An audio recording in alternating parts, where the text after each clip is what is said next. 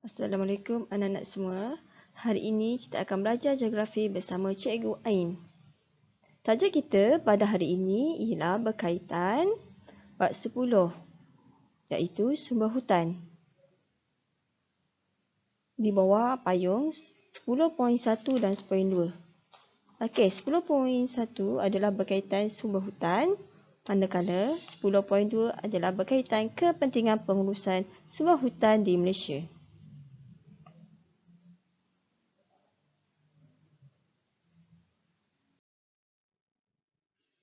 Baiklah anak-anak sekalian, objektif pembelajaran kita pada hari ini ialah pertama, menjelaskan definisi sumber hutan. Kedua, menghuraikan kepentingan pengurusan sumber hutan. Mari kita berkenalan apa itu sumber hutan. Sumber hutan merupakan sumber boleh baharu. Seterusnya, sumber hutan juga meliputi kawasan pelbagai jenis flora dan fauna yang hidup secara semula jadi. Mari kita ambil contoh di Malaysia.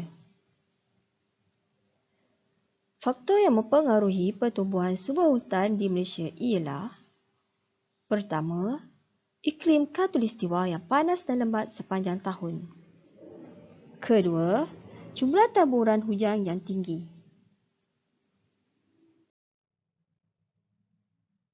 Seterusnya, kita pergi apakah kepentingan pengurusan sumber hutan di Malaysia. Terdapat 4 kepentingan. Pertama, keseimbangan ekosistem. Kedua, keperluan masyarakat setempat. Ketiga, ekopelancongan. Dan yang terakhir ialah membekalkan sumber bahan mentah. Antara kepentingan pengurusan sumber hutan di Malaysia, pertama, keseimbangan ekosistem. Ekosistem merupakan proses interaksi antara komponen biotik dengan komponen abiotik dalam alam sekitar.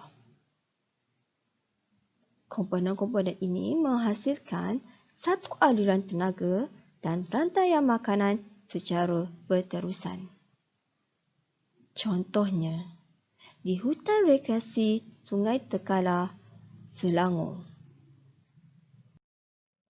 Kepentingan pengurusan sumber hutan di Malaysia yang kedua ialah keperluan masyarakat setempat. Mari kita lihat apakah fungsi hutan kepada masyarakat.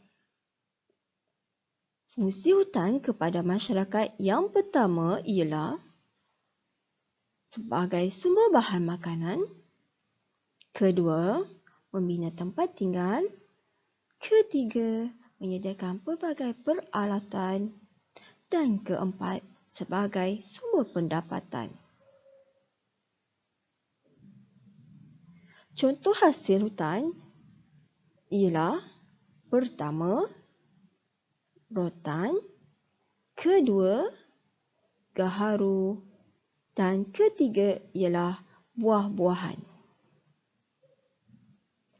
Gaharu merupakan kayu yang harum yang berasal daripada pokok tengkaras. Kepentingan pengurusan sumber hutan di Malaysia yang ketiga ialah ekopelancongan. Hutan sangat penting dalam membangunkan aktiviti ekopelancongan. Selain itu, pelancong juga dapat menikmati keindahan alam semula jadi seperti: pertama, hutan lipur. Kedua, air terjun. Dan ketiga, kepelbagaian flora dan fauna. Contoh yang boleh kita ambil ialah yang pertama, Taman Negara Royal Belum, Perak. Kedua, Taman Negara Endau Rompin Johor. Dan ketiga, Taman Negara Nia Sarawak.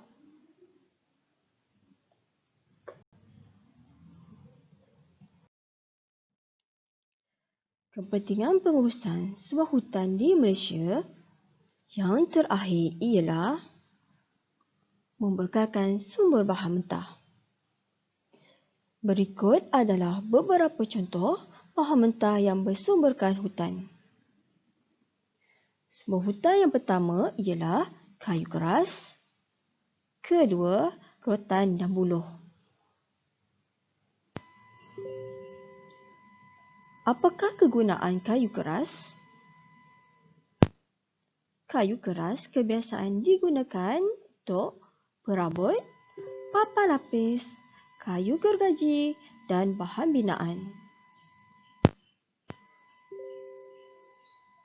Rotan dan buluh pula digunakan untuk membina perabot dan kraf tangan. Sumber hutan yang ketiga ialah daun mengkuang. Daun mengkuang digunakan untuk membuat tikar dan bakul. Seterusnya, contoh sumber hutan yang keempat ialah batang limbung. Batang limbung digunakan untuk membina tiang rumah dan cercuk kelong. Contoh sumber hutan yang terakhir ialah daun nipah. Daun nipah kebiasaannya digunakan untuk membina atap.